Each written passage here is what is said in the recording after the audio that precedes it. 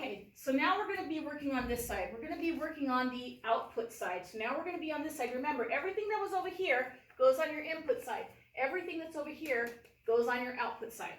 Okay, so now we're going to look at these three questions that have to do with our standard for mathematical practice number 3. Question number 1 is, how did we do that? How is it that we did that? Question number 2 is, why is that true? Why is it true? And question number 3 is, does that always work? So I have to look at, what did I do over there to solve that problem? So as I'm looking at that, I know that the very first thing I did, so the number one thing, my first step that I did, is you have to draw a square, around the fractions that match. Okay? My very first step, and this is what you're writing in your learning log, is I had to draw a square around the fractions that match. All right. So, and that's what I did right over here. Now remember, both sides have to be equal to each other. So what was the next thing that I did? Step number 2. Okay, step number 2, I came over here and I said, oh, this decimal is the same as saying how many parts of 100 I have. So, I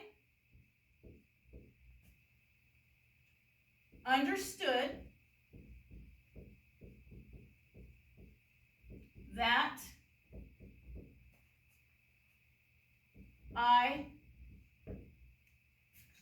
okay, I'm going to erase that because I'm going to start again, so don't write that.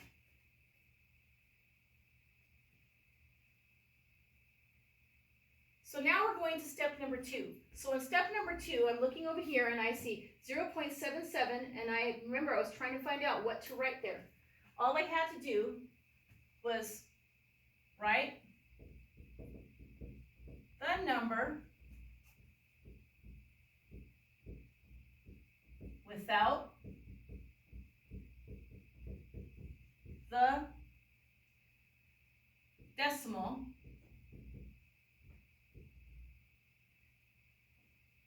over the 100.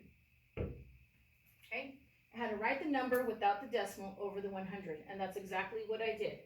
I didn't have to include the 0 over there. I just took these two numbers and boom, I just put them in right there, and that's what made it. Okay? So why is that true? Why is this true? Well, it just is. It just is. You guys did those other problems over there. You saw how easy it was, right? Okay, so for this type of problem, that's really all you have to do. And we're going to go more into depth on why and how in another lesson when I'm actually in class. But for right now, I'm just going to jump to the point of showing you how you get your answer. Okay, so why is that true? Because, well, I'm going to start off with my strategy works because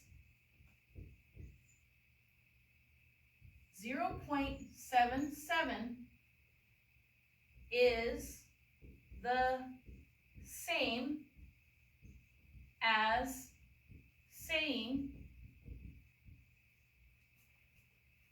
77 pennies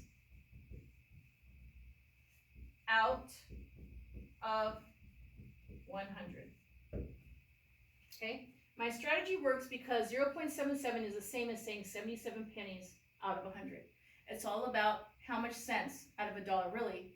Remember, in 100 pennies equals a dollar. That means one whole thing. We've talked about that before, and I compare a lot of stuff to money because, it works, and we're always about the money. So question number 3, does that always work? Does it always work? Yeah, it always works. It always works. Again, it always works. When you're doing these types of problems, that's all you have to do. Think about what you did over on your Freyer model. It was the very same thing. There were 4 questions, okay? There's 4 questions over there, right across, and we already did the work, and it's over there on the board. You already saw me work them out, and that's all you have to do. So for right now, all you have to do is make sure that you copy these notes into your learning log and that you complete your Frayer model. And I'm going to have images of these so you see what it looks like. You're going to have them at your desk and you're going to have them on the Chromebook, okay? So as you're doing this work, I'm going to let the sub know too that as soon as you're done, you guys can have free computer time only in math class. I have a science article for you to work on in science class, but for math class, as long as you write all the notes in your learning log and as long as you get your Frayer model done, then that's good. Remember, I want you to do your best to make it as neat as possible.